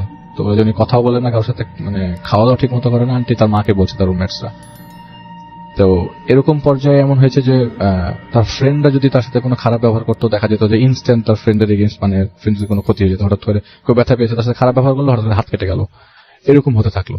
একটা পর্যায়ে উনি সহ্য করতে না পেরে উনি তার মা বাবাকে বলেন যে এই ঘটনাগুলো তো আমি আর সহ্য করতে পারছি না, আমি আর নিতে পারছি না, তো এটার ব্যাপারে একটা বিহিত করো। তো এর মাঝখানে তার কিছু স্বপ্ন আসতে থাকে, স্বপ্ন দেখতে থাকে, একটা মানুষের সাথে তার পরিচয় হয় এবং এত জীবন্ত মানুষ মনে হয় যে সে কালকেই তার সাথে দেখা করবে, এরকম টাইপের। তো পরবর্তী সময় একটা ছেলের সাথে তার পরিচয় এবং বিয়ে হয়ে যায়, এবং এটা সেই মানুষটাই তাকে মানে বিয়ে করেন তিনি যাকে স্বপ্ন দেখতেন রেগুলার। তো হাজব্যান্ড ওয়াইফের লাইফ স্টার্ট হয়, তার বিয়ে হয়ে যায় তার এক পর্যায়ে, এবং বিয়ে হওয়ার কিছুদিন পর থেকেই সমস্যা শুরু হয়, তার হাজব্যান্ডের সাথে তার সমস্যা শুরু হয়। প্রথমে মনে হচ্ছিল যে তার সমস্যাগুলো হতে পারে ফ্যামিলিগত, কোনো কেউ যদি বদ নজর দিয়ে থাকে অথবা তার উপর যদি কেউ হিংসা করে থাকে সেই থেকে হতে পারে। তো উনি এই জিনিসটা চিন্তা করতে করতে আবার সেই হুজুরের কাছে যায়, শরণাপন্ন হন যে তার ঘটনার ঘটলে কে ঘটাচ্ছে বা কি হচ্ছে। আর মোস্ট ইম্পর্টেন্ট কথা হচ্ছে রাসেল ভাই, উনি প্রায় যে কয়বারই ওনার সন্তান লাভের আশায় সন্তান প্রেগনেন্ট হয়েছিলেন, সেই কয়বারই তার মিসক্যারেজ হয়ে যায়। 3 বার 5 বছরের বিবাহিত জীবনে 3 বার তার মিসক্যারেজ হয়ে গিয়েছিল। এখন স্টিল নাও এই পর্যন্ত তার এই ঘটনা ঘটে যাচ্ছে। এর মাঝখানে কিছুদিন আগের ঘটনা রাজশাহীতে। রাজশাহীর ঘটনাটা এরকম যে উনি রাস্তা পার হবে, তার সাথে তার ননদ ছিল। রাস্তা পার হওয়ার এক পর্যায়ে তার ননদ এবং ননদের আরেকজন সাথে কেউ ছিল, রাস্তা ক্রস করে গেছে, উনি অন্য মনস্ক হয়ে রাস্তা ক্রস করছিল। এক পর্যায়ে রাস্তা ক্রস করবার সময় তার মানে অপোজিট সাইড থেকে মানে রিক্সা একটা গাড়ি আসছিল। এমন অবস্থা ছিল যে এত অল্প সেকেন্ডের ডিস্টেন্স ছিল যে উনি আর কোনোভাবেই ব্যাক করতে পারবে না, মানে ওখানে হয় তাকে অ্যাক্সিডেন্টে হয়ে পড়ে যেতে হবে। কিন্তু সামহাও ওই রিক্সাটা ওই জায়গা থেকে খুব ফাস্ট ছিটকে পড়ে, এবং ওইখানকার উপস্থিত লোকজন বলেছে যে আপনি তো আল্লাহ তাআলা আপনাকে রক্ষা করছে, জাস্ট সিম্পলি আল্লাহ আপনাকে বাঁচাই দিছে, আপনার উপর দিয়ে কোনো ঝামেলা হয় নাই। রিক্সাটা তখন সাডেনলি মানে ওইখানে এমন ক্যালকুলেশন ছিল যে রিক্সা এবং গাড়ি তার উপর দিয়ে উঠে যাওয়ার কথা, কিন্তু তার এক ফোঁটা ক্ষতি হয়নি। এবং খুব রিসেন্টলি একটা ঘটনা ঘটে। তিনি সেদিন সিল্কের শাড়ি, সিল্কের কাপড় পরেছিলেন, সালোয়ার কামিজ পরেছিলেন, তার বাসায় মানে রান্না করতে গেছে, তো স্টোভের আগুন জ্বলছিল না। একটা পর্যায়ে আগুন জ্বালাতে যে তার স্টোভটা অন করে তিনি চেক করতে যে সামহাও আগুন লেগে এটা বাস্ট করে। তো ওই মুহূর্তে যে কেউ থাকলে তার মৃত্যু অবধারিত, কিন্তু তার শরীরে একটা ফোঁটাও আঁচড় লাগেনি। এবং রাসেল ভাই কন্টিনিউয়েশন এইটা কিন্তু এখন পর্যন্ত চলছেই। এখন উনি এটা কিছুদিন আগে বলেছে যে তার সাথে কেন ঘটছে এগুলি তিনি কিছুই জানেন না। তো পরবর্তী সময়ে আবারও তিনি হুজুরের কাছে যান তার ঘটনার ব্যাপারে জানার জন্য। ওই হুজুর বলে যে আসলে যে কাপল চেনটা আছে তারা আপনাকে ছাড়বে না, এবং আপনার প্রতি তার প্রচুর মায়া। মোস্ট ইম্পর্টেন্ট কথা হচ্ছে মায়া থেকে মানে হিসাবটা আলাদা, যে আপনাকে তিনি কারোর সাথে থাকতে দিবেন না, এবং যে মানে মিসক্যারেজ হয়ে যাচ্ছে বারবার তাদের কারণে হচ্ছে। এবং সবচেয়ে ইম্পর্টেন্ট কথা হচ্ছে যে মহিলা তাকে সবসময় ডিস্টার্ব করে, তার চেহারাটা অলমোস্ট তার মতোই। এবং তিনি মানে উনি বলেছেন যে স্বপ্নে যে কয়বার তিনি তাকে দেখেছেন, আসলে তিনি ছিল না, এটা ছিল সেই জিনটা, যে জিনটা হাজবেন্ড ওয়াইফ তার সাথে থাকতো সবসময়। এখন পর্যন্ত কন্টিনিউশন আছে। আসলে আপনাকে দেখালাম কিছুক্ষণ আগে যে উনি একটা তেল পরিয়েছিলেন, এবং এখানে ওনার হাজবেন্ডের এবং ওনার নিজের, এবং এমন অবস্থা যে হাজবেন্ড এবং ওয়াইফ ওদের বাচ্চা হচ্ছে না কেন, এই জিনিসটা বারবার তাদের ডাক্তারের কাছে শরণাপন্ন হওয়ার পর কোনো সমস্যা বের করছে না, কিন্তু কোনো ধরনের লাভ হচ্ছে না। তো রিসেন্টলি তেল পরার পরে আমি আপনাকে ছবিটা দিয়েছি যে একটা লেয়ার এসছে, এবং এটা খুবই অদ্ভুত একটা লেয়ার এসছে তার হাজবেন্ডের থেকে। তার দেখলাম তো তাদের সাথে মানে এরকম অবস্থা যে তার রুমমেট থেকে শুরু করে হাজবেন্ড পর্যন্ত সবাই তার রুমের মধ্যে কিছু না কিছু প্রেজেন্স এখনো পর্যন্ত ফিল করে। রাসেল ভাই ইট কন্টিনিউস, এখনো পর্যন্ত কন্টিনিউ করছে, এবং গতকালকেও মনে হয় কন্টিনিউ করেছে। আমি জানি না কি অবস্থা, তিনি আমাকে শেয়ার করেছিলেন কয়েকদিন আগে, এবং আমার কাছে মনে হচ্ছিল আমি এটা শেয়ার করি বলতে চাই। Alright, thank you so much doctor Alif, এবং আশা করছি যে ভালো আছেন আপনি, আর ভালো লেগেছে আপনাদের আলিফের ঘটনাটা। এবং এখন আমাদের সঙ্গে আছেন আফনান ভাই তার ঘটনা শেয়ার করবেন, এবং তাকে আমি ঘটনা শেয়ার করার সুযোগ দিচ্ছি এখন। আশা করছি যে আফনান ভাইয়ের ঘটনা আপনাদের ভালো লাগবে। তো আফনান ভাই, আপনার সেকেন্ড ঘটনায় আমরা চলে যাই। এক সেকেন্ড। থ্যাংক ইউ রাসেল ভাই আবার সুযোগ দেওয়ার জন্য। এখন যে ঘটনাটি শেয়ার করবো, ঘটনাটি খুলনার ঘটনা। আর আমাদের খুলনায় কিন্তু রাসেল ভাই ভূতের ফিল্মের অনেক ফ্যান আছে। স্পেশালি আমি যখনই খুলনায় যাই, অনেকে দেখা করতে আসে। তো আমাদের খুলনায় যাদের কাছ থেকে ঘটনাটা পাই, অন্যতম হলো সৈকত এবং রূপম। এই রূপম আজকেও আমাকে একটা সুন্দর একটি ঘটনা দিয়েছে, সেই ঘটনাটি আমি রাসেল ভাই আজকে শেয়ার করতে চাই। রাসেল ভাই ঘটনাটি আসলে ব্ল্যাক ম্যাজিক রিলেটেড। তো এটা আসলে ঘটনাটি কতটুকু ভয়ের আমি মানে এটা আমি ঠিক বলতে পারবো না, তবে এটা যে অনেকটা শিক্ষণীয় আমার মনে হয় যারা শুনবেন এখান থেকে অনেক কিছু শেখার আছে। তা আমি আশা করবো সেটা আজকে এই স্টোরিটা অন্তত ভয় হিসেবে কাউন্ট না করে অন্তত শিক্ষণীয় হিসেবে আপনারা বিষয়টা শুনবেন আর কি। আসলে ভাই ঘটনাটি মানে খুব বেশি দিন আগের না, 7-8 বছর আগের ঘটনা।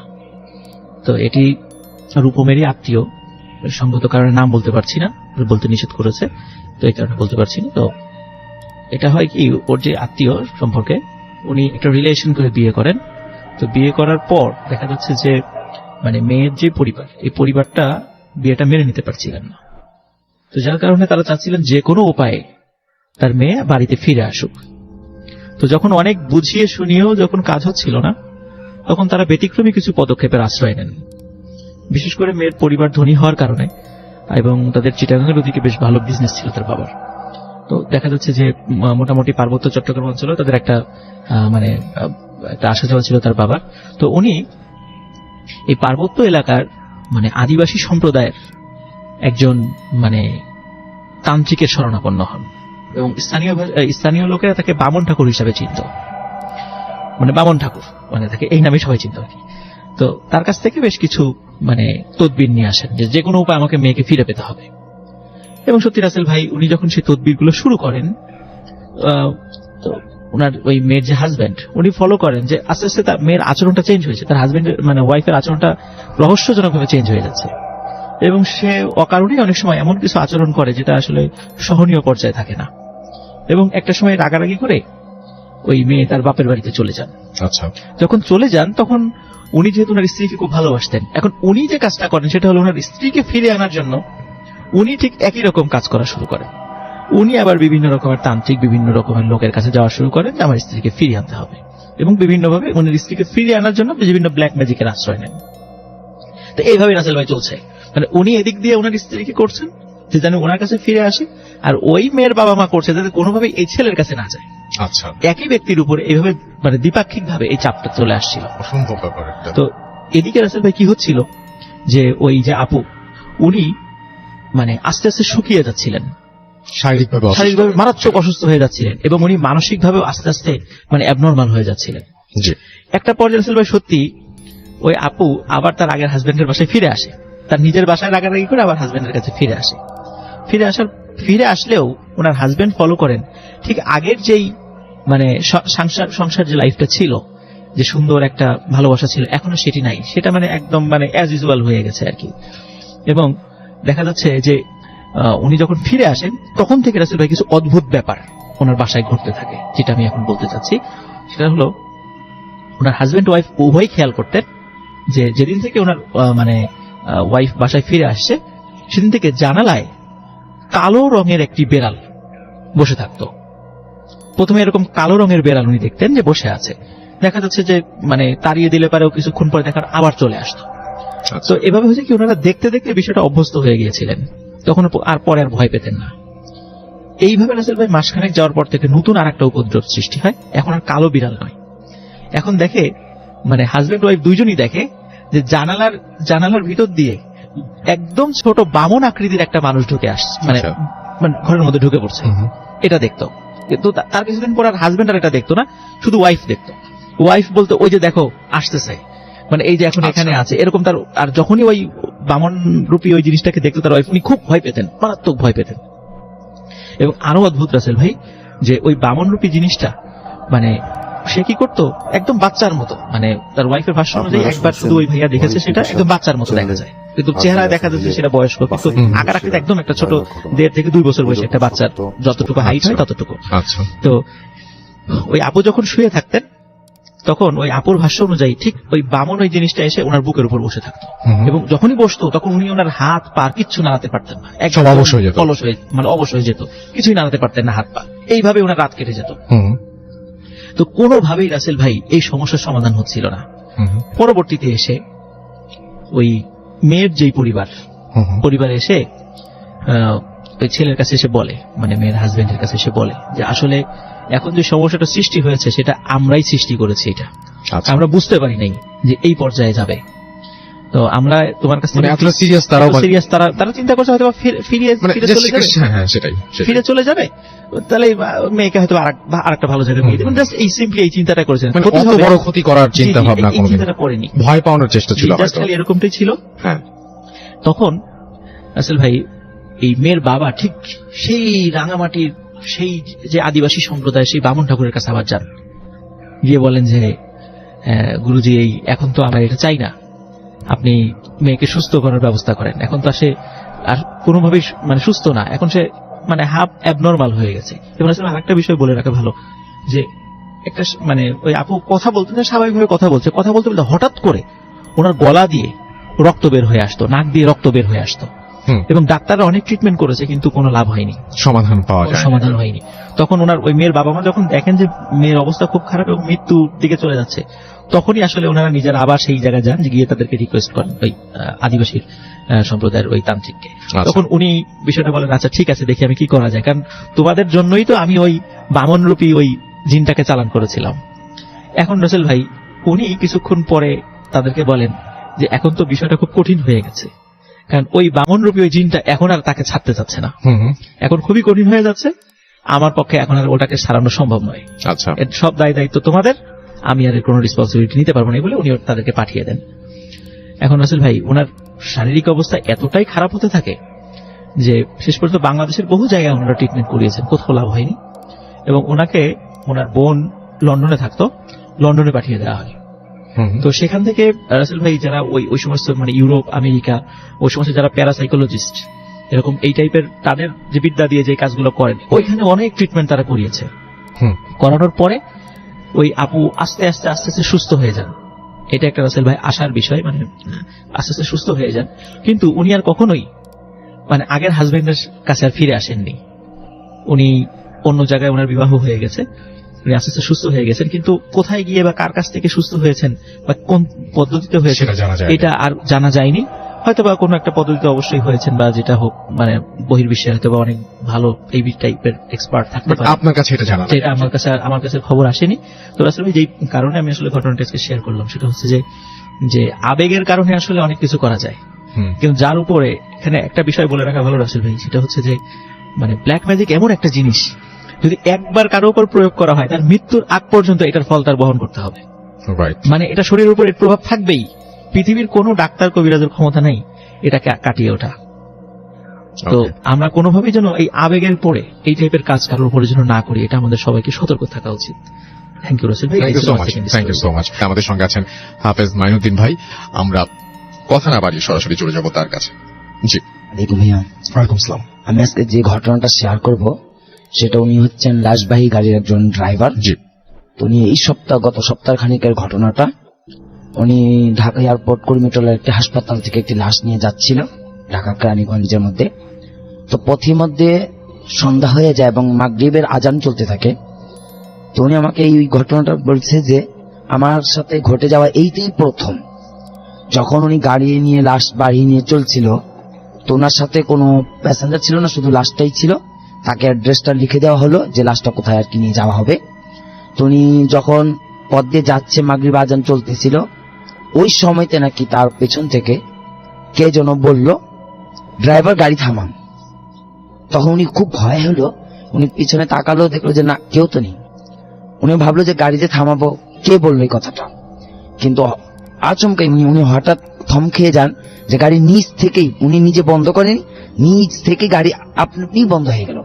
তো উনি অবশেষে চাবিটাও বন্ধ করে বসে রইলেন। তো উনি আমাকে বলতেছেন যে যখন গাড়িটা বন্ধ হয়ে গেছে বা আমিও বন্ধ করে রাখলাম, তো পেছন থেকে কে যেন নামাজ পড়তেছিল, যেভাবে নামাজ পড়া হয় ঠিক আমি এরকম শব্দ শুনতে পাইতেছি, যে সূরা ফাতিহা পড়তেছে, তাকবীরুল্লাহ দিতেছে, পুরো নামাজের মতো আমি পিছন থেকে শব্দ পাই। ঠিক 10টা মিনিট পরে গাড়ি আবার নিজেই এরকম চালু করা হয়, উনি চালু করেন এবং সেই লাশটা উনি দিয়ে যান। তো উনার মাথার ভিতর শুধু ওই কল্পনাটাই, যে আমাকে পেছন থেকে কে বললো যে গাড়িটা থামান, এবং আমি যে নামাজ পড়া এই শব্দটা শুনলাম কি ছিল। তো ওটার ভিতরে তার মনের ভিতরে শুধু জাগরণ। তো উনি লাশ গাড়িটা দিয়েছে, উনি গ্যারেজে রেখে তারপরে বাসায় খুব দ্রুত চলে গেল, এবং তার শরীরটা খুব অসুস্থ হয়েছিল। উনি বললো যে আমার ঘাড় ব্যথা চলতেছিল, গরম লাগতেছিল, শীত লাগতেছিল এবং অস্থির লাগতেছিল। আমার ভালো না লাগাতে আমি বাসায় গিয়ে ঘুমিয়ে পড়বো। তো উনি বললো যে আমি খাওয়া দাওয়া করে আমি তো ফ্লোরে ঘুমাই। তো যখন আমি ফ্লোরে ঘুমালাম রাত 1টার দিকে আমার ঘুম ভেঙে যায়। তো উঠে দেখি যে চারদিকে অন্ধকার, বাতি ঘরে নিবানো। তো ভেতরে ভেতরে ওই কথাটাই আমার শুধু কল্পনা আসে যে আমাকে গাড়ি পেছন থেকে কে বললো যে গাড়ি বন্ধ করো। উনি বললো যে আমি যখন হঠাৎ এই কথা চিন্তা করে আমার খাটের ভেতরের দিকে আমার দৃষ্টি গেল যে খাটের ভেতরের দিকে একটু কফিন, আমি যে লাশ গাড়িতে করে নিয়ে গেলাম সেই বাক্সটাই। তো ওটাও দিকে আমি আতঙ্ক করলাম যে আমার খাটের নিচে কফিন কেন। উনি বললো যে আমি দ্রুত উঠে বাতিটা জ্বালালাম, পরবর্তীতে দেখি না। তখন আবার আমার মনে ভিতর সন্দেহ লাগলো তাহলে আমার মনের ভুল চলতেছে। তো বললাম তুই স্মোক করি, সিগারেট খাই। তখন সেই মতো আমি এই নার্ভাস থেকে বাঁচার জন্য, দুর্বলতা থেকে বাঁচার জন্য আমি একটি সিগারেট ধরাবো বলে আমি মাত্র সিগারেট মুখে নিয়ে ধরাবো, ওই মুহূর্তে আমাকে বলতেছে তুই আর সময় পাইলি না। ওনাকে বলতেছে মাথায় ধাক্কা দিয়ে, বলে আমাকে মাথায় ধাক্কা দিয়ে বলতেছে তুই আর সময় পাইলি না, এখন এটা ইয়া করিস কেন, আর সন্ধ্যার সময় গাড়ি বন্ধ করে দিবি, গাড়ি চালাবি না, মাগরিব আজানের সময়, পবিত্রতা তার সাথে থাকবে। তো এই কথাগুলো শোনার পরে উনি এখানে অজ্ঞান হয়ে যায়। উনি বললো যে আমি অজ্ঞান হয়ে যাই এবং আমার শরীরের অবস্থা অনেক খুব খারাপ হয়ে যায়। তো ভয় ভীতি, মানে প্রচন্ড ভয় ভীতি, জ্বর টর আসে। পরবর্তী যাই হোক, উনি বললো আমাকে এই 2-3টা দিন আমাকে এইভাবেই শুধু শব্দগুলো কানে আসলো যে সন্ধ্যার সময় গাড়ি বন্ধ করে দিতে হবে এবং উনি পবিত্রতার সাথে থাকতে হবে, যে লাস্ট তুই যে গাড়ি নিয়ে যাস তোকে পবিত্রতার সাথে থাকতে হবে। পরবর্তীতে আমরা ওইটার সংবাদ নিলাম। তো বললাম যে ভাইজান এরকম জিন তো এটা অবশ্যই যাকে আপনি নিয়ে গেছেন উনি খুব ভালো একজন মানুষ ছিল, সৎ মানুষ ছিল, বিধায় আপনাকে এরকম ভাবে যে একটা লাশবাহী গাড়ি চালান আপনি সবসময় পবিত্রতা অবলম্বন করবেন এবং অবশ্যই ভালোভাবে আপনি চলবেন। তো আলহামদুলিল্লাহ এখন মোটামুটি ভালো দিকে আছে, অর্থাৎ ওনার সেন্সে শুধু এটাই আসতো কাজে, ওকে এটাই হয়েছিল ঘটনা। ওকে, থ্যাংক ইউ সো মাচ, আপনাকে অনেক ধন্যবাদ। আমরা যাব আমাদের পরবর্তী অতিথির কাছে। আপনার নামটা কাইন্ডলি আপনি একটু বলবেন এবং তারপরে আপনি কোথা থেকে এসেছেন সেটা বলবেন, তারপরে আপনার ঘটনায় আমরা যাব। জি, আবার আরেকবার বলতে হবে। আমি শাহরিয়ার জি। মিরপুর থেকে আসছি। আমি সরাসরি আমার গল্পে চলে যাই। আসলে এটা গল্প নয়, এটা আমার একদমই বাস্তব অভিজ্ঞতা। আমি তখন মানে আমার স্টুডেন্ট লাইফের কথা, আমি তখন ঢাকা বিশ্ববিদ্যালয়ের স্টুডেন্ট ছিলাম। জি। এটা 2007-8 সালের ওই সময়কার ঘটনা আর কি। আমি তখন একটা টিউশনি করতাম আর কি, এবং এটা খোদ ঢাকা শহরেরই ঘটনা। এবং আমার এই টিউশনটা ছিল ঢাকার মালিবাগ যে রেলগেট এই অঞ্চলে। আপনারা শুনছেন তো আমি আমার ওই স্টুডেন্টটাকে পড়াতাম হচ্ছে দুপুরের পরে, আমি ইউনিভার্সিটির বাচ্চাকে বাসে করে ওখানে আসতাম এবং এসে ওকে ওই দুপুরের পরে ওকে পড়িয়ে আবার ফেরত যেতাম। তো হয়েছে কি একদিন এরকম পড়াচ্ছি, হঠাৎ করে মানে আমার স্টুডেন্টের নাম ছিল ফারসেট। তো আমি ওখানে পড়াচ্ছি এবং ওদের যে পড়াতাম, আমাদের বাসাটা ছিল ডুপ্লেক্স টাইপের। আমাকে নিচে রুমে বসে পড়াতাম এবং সামনে দিয়ে ভিতর দিয়ে একটা সিঁড়ি ছিল উপরে দোতলার দিকে। তো আমার সামনে দিয়ে যদি কেউ উপরের দিকে যেতে চাইতো তাকে অবশ্যই আমার সামনে দিয়ে যেতে হবে। তো একদিন আমি গিয়েছি, গিয়ে বেশ কিছুক্ষণ বসে আছি, ফারসেট খবর নেই, আমার স্টুডেন্টের খবর নেই। দেখলাম প্রায় 10 মিনিট পরে ফারসেট আমার সামনে দিয়ে হেঁটে উপরের দিকে চলে যাচ্ছে। তো আমি বেশ বিরক্ত ছিলাম, অনেকক্ষণ ধরে বসে আছি। বলি ফারসেট, আমি এতক্ষণ ধরে বসে আছি, তুমি কোথায় ছিলে? তো প্রত্যেকদিনই ফারসেট ঝুঁকে আমাকে সালাম দিয়ে যায়, স্যার আসসালামু আলাইকুম বলে যায়। বাট এই দিন সে আমাকে সালাম দিল না, জাস্ট খুব একেবারেই খুব আস্তে আস্তে আমার দিকে মানে তাকালো। আমি চোখের দিকে তাকালাম, দেখলাম চোখটা কেমন যেন একটু ফ্যাকাশে। তো আমি ওই সময় খুব বেশি গুরুত্ব দিইনি, ফারসেট উপরে চলে গেল। প্রায় 5-10 মিনিট হয়ে গেল, ফারসেটের কোনো খবর নেই। এরপর দেখি ফারসেট আবার নিচ থেকে গান গাইতে গাইতে আসছে। তখন হঠাৎ করে খুব মানে একটু মানে আমি রেগে গিয়েছি, ফারসেট তুমি একটু উপরে গেলা, আবার কোন দিক দিয়ে নিচে গেলা? তো ফারসেট তো অবাক, কই স্যার আমি তো এইমাত্র বাইরে খেলা করছিলাম, আমার আম্মা তো আমাকে ডেকে আনলাম। কারণ কি বলো তুমি না উপরের দিকে গেলাম, তোমাকে দেখলাম। তো আমার এই কথা ওর মা নিচ থেকে হয়তো শুনতে পেয়েছে। তো উনি আবার এসে আমাকে বলতো স্যার আর কি হয়েছে? তাহলে সেটা বললাম যে আন্টি আমি তো এই মাত্র দেখলাম যে ফারসেট এরকম উপরের দিকে গেল, আবার এখন দেখতেছি আবার নিচ থেকে সে ফারসেট দিয়ে আসলো। তো উনি আসলে তখন বললো আসলে স্যার আর কি বলবো, তুমি ভয়টাও পাও কিনা, এই জন্য আসলে তোমাকে বলি নাই, তুমি আবার পড়াতে সেই বন্ধ করে দাও কিনা। কি হয়েছে মানে তোমাকে বলেন। তাহলে আমাকে বললো আসলে সমস্যাটা কি, আমাদের এই বিল্ডিংটা আমরা আসলে ভেঙে ফেলবো, ভেঙে এখানেই আমরা একটু আবার নতুন করে বিল্ডিং করবো। তো যেটা হয়েছে আর কি যে আমাদের পাশে কিন্তু একটা কাঁঠাল গাছ দেখেছিল, কাঁঠাল গাছটা কেটে ফেলা হয়েছে। তো কাঁঠাল গাছটা তো কেটে ফেলা হয়েছে, তো কাঁঠাল গাছ যখন কেটে ফেলা হবে তার আগের দিন ফারসেটকে কেউ একজন স্বপ্নে বলেছে গাছটা যেন না কাটা হয়। তারপরেও মানে গাছটা ওরা কেটেই ফেলেছে, কথাটা গুরুত্ব ফারসেট বলেছিল ওর মা বাবাকে, বাট গুরুত্ব দেয়নি। তো যে কারণে যখন গাছটা যখন কেটে ফেলেছে, কাটার পর থেকেই নাকি ফারসেটের বিভিন্ন সমস্যা হচ্ছে। ও একা থাকলে নাকি আশেপাশে কিছু আলোকে ঘিরে ধরে, এরকম মানে কিছু প্রবলেম আর কি হয়, মানে কিছু আলো টালো ওকে ঘিরে ধরে। তো এরপর থেকে ওকে প্রবলেম হচ্ছে। তো তুমি ভয়টা পেও না, আসলে কোনো চিন্তা নেই, তুমি পড়াতে এসো। ভাবছিলাম যে প্রবলেম মানে এখানে শেষ, আসলে প্রবলেমটা এখানে শেষ নয়। মানে মানে আমার জন্য আরো বেশ একটা রোমাঞ্চকর অভিজ্ঞতাই বলবো আমি। সেটা হচ্ছে কিছুদিন পরে হঠাৎ করে ফার্সিদের মা আমাকে আবার ফোন দিল, আন্টি ফোন দিল, ফোন দিয়ে বলে তুমি তো দুপুরবেলা আসো, হুম। আমরা মানে আমি এবং তোমার আঙ্কেল দুজনে একটু ডাক্তারের কাছে যাওয়া দরকার, আর ফার্সিদকে নিয়ে যেহেতু প্রবলেম হচ্ছে তো ওকে একা রেখেও যেতে পারছি না, তুমি এক কাজ করো, তুমি আজকে দুপুরবেলা না, তুমি আজকে সন্ধ্যার পরে আসো, এবং তুমি আসলে আমরা ডাক্তারের কাছে যাবো এবং আমরা ফেরত না আসা পর্যন্ত তুমি থেকে যাবা এবং রাতের ডিনারটা আমাদের সঙ্গে করে যেও। ওকে। তো আমি ওই দিন সন্ধ্যার পরে গেলাম এবং আমার খুব ভালো মনে আছে, এটা জানুয়ারি মাস এবং বেশ ঠান্ডা, এবং ওই দিন আমি আগে ফার্সিদকে পড়াতে বসেছি ওর রুমের মধ্যে, ওর নিজের রুমের মধ্যেই পড়াতে বসেছি, এবং বেশ ঠান্ডা, যেহেতু এসি ফ্যান এগুলো সবই বন্ধ, তো আর শীতকালে কারেন্টও যায় না। তারপরেও মা বলে গেল আসলে যেহেতু সমস্যা হচ্ছে একটা কাজ করো, হাতের কাছে যে দুটো মোমবাতি রেখে গেলাম আর দেশলাইও রেখে গেলাম, যদি এমার্জেন্সি হঠাৎ করে কারেন্ট চলে যায় তুমি এটা জ্বালাই নিও। তো টেবিলের মধ্যে ফার্সিদ আমার উল্টা পাশে বসেছে, আমি উল্টা পাশে বসেছি, তো আন্টিরা চলে গেল, তো আমি জাস্ট পড়ানো শুরু করেছি। ফার্সিদ তখন সম্ভবত ক্লাস 7-এ পড়ে, তো পড়ানো শুরু করেছি, হঠাৎ করে দেখলাম 5 মিনিটের মাথায় কারেন্ট চলে গেল। আমার কাছে একটু অস্বাভাবিক মনে হলো, আমি বাইরে দিয়ে মানে বাইরে জন্ম দিয়ে তাকালাম, আশেপাশে সব বাড়িতে কারেন্ট মানে লাইট জ্বলছে, তো আমি তো একটু অবাক হয়েছি। তো সঙ্গে সঙ্গে কি করলাম, তাড়াতাড়ি দেশলাই দিয়ে মোমবাতি 2টা জ্বালালাম। তো মাঝখানে মানে ওই পাশে হচ্ছে ফার্সিদ বসে আছে, এই পাশে আমি। তো হঠাৎ করে দেখলাম কোনো বাতাস টাতাস কিছু নেই, মোমবাতিগুলো কাঁপা শুরু করলো, এবং যখনই কাঁপা শুরু করলো ফার্সিদ আমার দিকে একটু ভয়ঙ্কর দৃষ্টিতে তাকালো, আমিও ওর দিকে তাকালাম। তাকানোর পরে হঠাৎ করেই দেখি কাঁপাটা বাড়লো, এবং এটা অদ্ভুত ঘটনা ঘটলো। এটা হয়তো অনেকে বিশ্বাস করবে কিনা আমি জানি না, বাট বিশ্বাস না করলে আমার চোখের সামনে ঘটেছে, আমাকে এটা বলতেই হচ্ছে। বিষয়টা হচ্ছে মোম গলছে না, দুটো মোমই একসাথে, একটা না দুটো মোমই গলছে না, বাট ওই সুতা, মোমের যে সুতা পড়তে পড়তে ভিতরে চলে যাচ্ছে, মোম কিন্তু গলছে না, এবং আলোটা কাঁপতেছে। আমি তো মানে ভয় পেয়ে গেছি। আর ওই যে আগের দিনের যে ঘটনা ঘটেছে তারপর থেকে মোটামুটি আমি ঢোকার আগে আয়তাল কুরসি টুসি পড়ে ঢুকতাম আর কি। তো আমি এটা দেখেই মোটামুটি আয়তাল কুরসি পড়া শুরু করেছি, এবং পড়তে পড়তে সাহস করে দুটো মোমই 2 হাত দিয়ে একবারে ধরেছি, এবং দুটো মোম যখনই আমি হাত দিয়ে টাচ করলাম তার মোটামুটি কয়েক মুহূর্ত পরেই দেখলাম যে মোমবাতিগুলো আস্তে আস্তে স্বাভাবিক হয়ে গেল, এবং তার 2-4 মিনিট পরে কারেন্টও চলে আসলো। তো ওই সময় আসলে আমি বেশ ভয় পেয়েছিলাম, বাট এখনো আমার যেটা মনে হয় যদি আসলে মোম নিভে যেত এবং অন্ধকার হয়ে যেত, আমি মাঝে মধ্যে শুনেছি যে জিনরা নাকি অনেক সময় বাচ্চাদের তুলে নিয়ে যায়, ওই সময় যদি আসলেই ফার্সিদকে তুলে নিয়ে যেত আমি কিন্তু ওখানে মারাত্মক ভয় পেতাম, এবং সম্ভবত আমারও কোনো ক্ষতি হলেও হতে পারত। আসলে রাসেল ভাই, এটা আমার একেবারেই মানে নিজের অভিজ্ঞতা, এবং এটা সত্য অভিজ্ঞতা। কে কি বলবে আমি জানি না, বাট এটা আসলে সত্য অভিজ্ঞতা, এবং আমার কথাটা এই পর্যন্তই ছিল আর কি। থ্যাংক ইউ সো মাচ, আপনার ঘটনার জন্য আপনাকে অনেক অনেক ধন্যবাদ। আসসালামু আলাইকুম রাসেল ভাই। আসসালামু আলাইকুম প্রিয় শ্রোতা মন্ডলী, আমি ওমর ফারুক, আমি এসেছি ঢাকার উত্তরা থেকে। জি। তো আমি এখন যে ঘটনাটা শেয়ার করতে চাই সেটা 2007 সালে যে সিডোর হয়েছিল সেই সিডোরের কয়েকদিন পরের একটা ঘটনা। তো আমার যে বড় আপু, সেই আমার বড় আপুকে বিয়ে দেওয়া হয়েছিল আমাদের গ্রামের ঠিক 3টা গ্রাম দূরে একটু। তো আমার যে দুলা ভাই, তো উনি একটু আর্থিকভাবে অসচ্ছল ছিলেন এবং তিনি নসিমন চালাতেন মূলত। জি। তো আমার বাবাকে আমার দুলা ভাই বললেন যে আমাকে একটা নসিমন কিনে দেন, আপনাদের ওখানে যে গ্রামীণ আপনার কোনো জায়গার নাম বলবেন না, বা আপনারা হচ্ছে কোনো প্রতিষ্ঠানের নাম বলবেন না, আপনি শুধু ঘটনাটা বলেন প্লিজ। আচ্ছা আচ্ছা।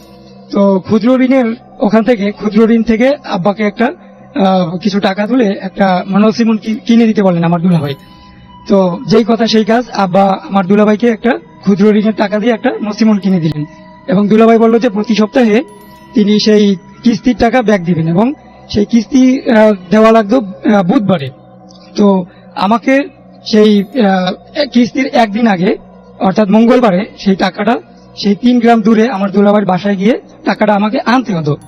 তো আমি তো মাদ্রাসায় পড়াশোনা করতাম, তো প্রতি মঙ্গলবার আমি গিয়ে সেই টাকাটা আনতাম, কিস্তির টাকাটা। জি। তো কোনো এক মঙ্গলবার কিস্তির টাকা আনতে যাওয়ার কথা ছিল, কিন্তু আমার সেটা মনে ছিল না, আমি ফুটবল খেলতে মাঠে গেছিলাম। তো মাঠ থেকে বাসায় ফিরে আসছি আমি মাগরিবের ঠিক আধা ঘন্টা আগে। তো মা আমাকে বলল, তুমি তো আজকে টাকা আনতে যাও না, তুমি দ্রুত রেডি হয়ে তোমার দুলাভাইয়ের ওখানে চলে যাও এবং কিস্তির টাকা নিয়ে এসো। এরপরে আমি দ্রুত রেডি হয়ে আমি আমার দুলাভাইয়ের বাসার উদ্দেশ্যে রওনা দিলাম, এবং কিছু দূর যাওয়ার পরে আমাদের গ্রামের ঠিক 1 গ্রাম পরে জনশূন্যহীন একটা জায়গায় রাস্তার ঠিক পাশে কিছু লোক, আমি দূর থেকে দেখলাম কিছু লোক টুপি পরা এবং পাঞ্জাবি পরা, তারা কিছু একটা করতেছে। তো আমি কাছে গিয়ে বললাম যে ভাই এখানে কি হচ্ছে? তো ওনারা বলছে যে এখানে একটা লোকের দাফন করতেছি আমরা। তো আমি বললাম যে জনশূন্যহীন এই জায়গাটায়, অর্থাৎ এই খোলার মানে জমির মাঝখানে, এখানে কেন, রাস্তার পাশে? তো ওনারা বললো যে এই লোকটা বিষ খাইয়ে মারা গেছে, এই কারণে যাতে বাড়ির আশেপাশে যদি দাফন দেয় তাহলে হয়তো বা লোকজন ভয় পেতে পারে, বিষ খাওয়া মানুষের অনেক সময় অনেক কিছুই শোনা যায়। তো এই কারণে এই দূরে আর কি তাকে দাফন করা হচ্ছে। তো আমি আর কথা না বাড়াই আমি দ্রুত চললাম আমার গন্তব্যের দিকে, আমার সেই দুলাভাইয়ের বাসার দিকে।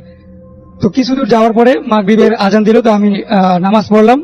নামাজ পড়ার পরে আধা ঘন্টা সাইকেল চালানোর পরে আমি আমার বোনের বাসায় গিয়ে পৌঁছালাম। তো এরপরে বোন বললো যে তোর আসতে এত লেট কেন, আজকে এত দেরি হলো কেন? তোর জন্য তো আজকে ভালো খাবার দাবার রান্না করছিলাম, তো দ্রুত রেডি, হাত মুখ ধুয়ে খাবারটা খেয়ে নে। তো আমি টাকাও রেডি করা আছে, কিস্তির টাকাটাও রেডি করা আছে। তো আমি দ্রুত খাওয়া দাওয়া করে কিস্তির টাকাটা নিয়ে আমি বাসার দিকে রওনা দিব। তখন আমি বললাম যে আজকে তো প্রচুর অন্ধকার, মানে ঘন ঘটা অন্ধকার, আপু আপনার বাসায় কি কোনো লাইট আছে কিনা, টর্চ লাইট আছে কিনা? তো উনি বললেন যে টর্চ লাইট ছিল, কিন্তু সেটা নিয়ে তোমার দুলাভাই গাড়ি চালাতে গেছে। তো এরপরে আমি কি করলাম, আমি ওই অন্ধকারের মধ্যেই বাসার দিকে ফেরত আসতেছিলাম সাইকেল চালাইয়া। এর আগে আমি একটু কথা বলতে ভুলে গেছি যে ওই দিন খুব অন্ধকার ছিল এবং আকাশে মেঘও ছিল এবং গুড়ি গুড়ি বৃষ্টিও পড়তেছিল বিকাল থেকেই। তো এরপরে আমি অনেক দূর আসার পরে আমি দেখতেছি রাস্তায় কিছুই দেখা যাচ্ছে না, ঘন ঘটা অন্ধকারের কারণে, মানে প্রচুর অন্ধকার। তো আমি যেহেতু প্রতি মঙ্গলবারই ওই রাস্তা দিয়ে যেতাম এবং টাকা নিয়ে ফেরত আসতাম, এই কারণে ওই রাস্তাতে ছকটা সেটা আমার মাথায় পুরোটাই ছিল। এই কারণেই আমি কিন্তু অন্ধকারের ভিতরেও সাইকেল চালাইয়া আসতেছিলাম। তো দুই এক জায়গায় আমার সাইকেল কিন্তু স্লিপও কাটতেছিল, যেহেতু বৃষ্টিতে রাস্তাঘাট একটু ভিজা ছিল। তো কিছু দূর আসার পরে আমার ওই যে আমি বিকালে দেখে আসছিলাম একটা জায়গায় বিষ খাওয়া একটা লোককে দাফন করতেছে, ওই কথাটা আমার মনে পড়লো এবং প্রচুর অন্ধকার, এবং ওই কথা মনে পড়ার পরে আমার খুব ভয় লাগছে। তখন আমি চিন্তা করলাম যে এই রাস্তা দিয়ে তো আমার যাওয়া যাবে না, এবং যেহেতু এই এখন কিন্তু অনেকটা সন্ধ্যা হয়ে গেছে এবং প্রচুর অন্ধকার এবং একটু একটু বৃষ্টিও পড়তেছে, তো লোকজন এই রাস্তায় থাকবেই না, হয়তো বা কোনো একটা সমস্যা ঘটতে পারে। তো আমি চিন্তা করলাম কি আমি এখন অন্য একটা রাস্তা ছিল ওখানে আমাদের গ্রামে যাওয়ার জন্য একটু ঘুরে, মানে অনেক দূর হবে এরকম একটা রাস্তা ছিল বিকল্প। তো আমি চিন্তা করলাম যে ওই বিকল্প পথ দিয়ে আমি বাসায় চলে যাই। আচ্ছা, তো এরপরে ওই পথটাও কিন্তু আপনার ভাই আমাদের যে ওখানে যে দুইটা উপজেলা, এই দুই উপজেলার ঠিক সীমান্তের একটা পথ, মানে দুই উপজেলার লোকেরাই ওই রাস্তায় খুব ভুলেও মানে যায় না যায় বললেই চলে। এবং সেইটা যেহেতু ওই দিন বৃষ্টি হইতেছে, তারপরে খুব অন্ধকার, সেই কারণে তো যাবে না বললেই চলে।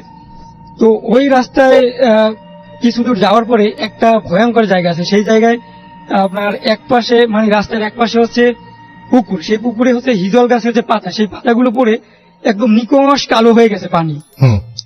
এবং সেই পুকুরের ঠিক অপোজিট পাশে, অপর পাশে, মানে রাস্তার অপর পাশে অন্য একটা ডোবা ছিল, সেই ডোবাতেও বাঁশঝাড়ের আপনার বাঁশের পাতা এবং সেই হিজল গাছের পাতা পড়ে সেটাও নিকষ কালো রং ধারণ করছে। এবং সেই জায়গাটাই মানে পুকুর এবং ডোবা, এই ঠিক এর উপরেই একদম ঘন বাঁশঝাড় ছিল। তো আমি ওই দিকে যাওয়ার সময় আমার একটা চিন্তা হয়েছে যে ওই জায়গাটা তো খুব ভয়ঙ্কর, ওই জায়গাটা আমি যেমনি হোক আমাকে দ্রুত ক্রস করতে হবে সাইকেল চালাইয়া।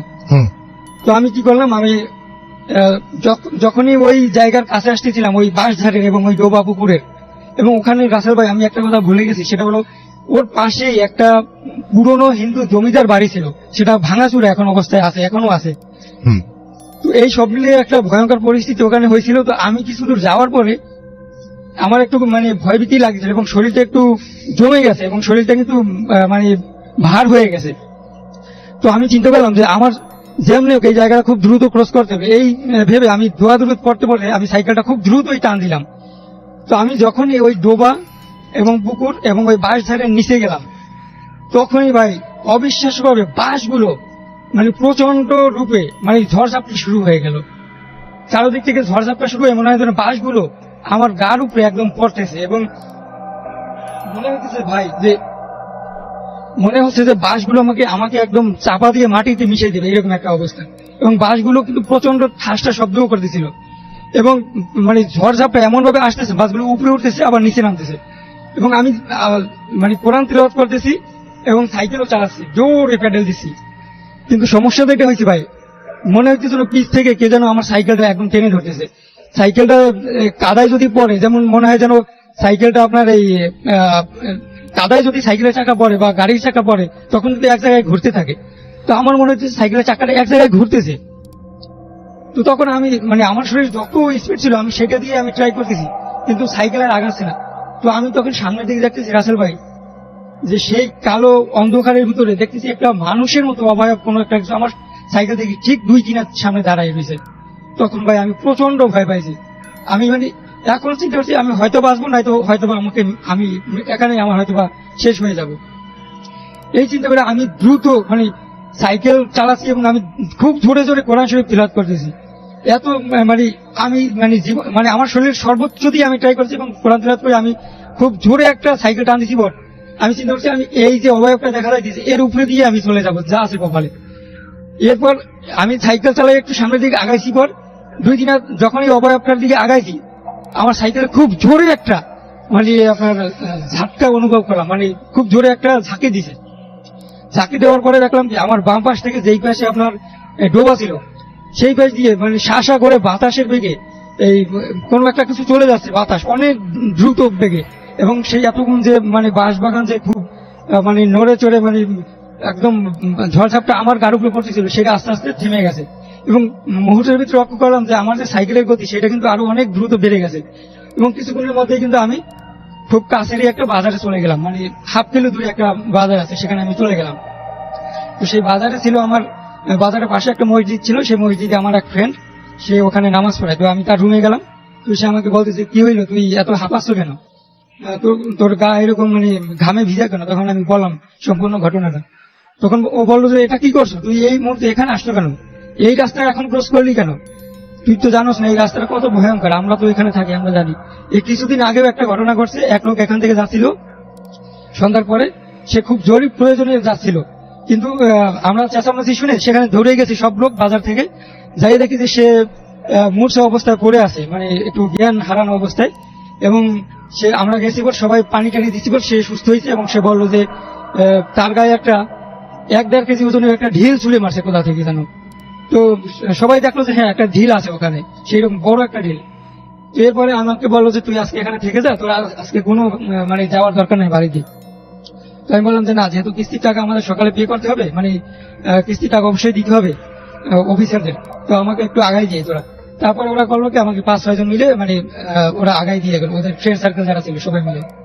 তো রাসেল ভাই আমার আজকে এই ছিল আমার ঘটনা। থ্যাংক ইউ, ধন্যবাদ আসসালামু আলাইকুম। আপনাকে অনেক অনেক ধন্যবাদ। আশা করছি যে আপনাদের ঘটনাটি ভালো লেগেছে। আজকের মতো আমাদের ভূত ফিল্ম এখানে শেষ করতে হবে।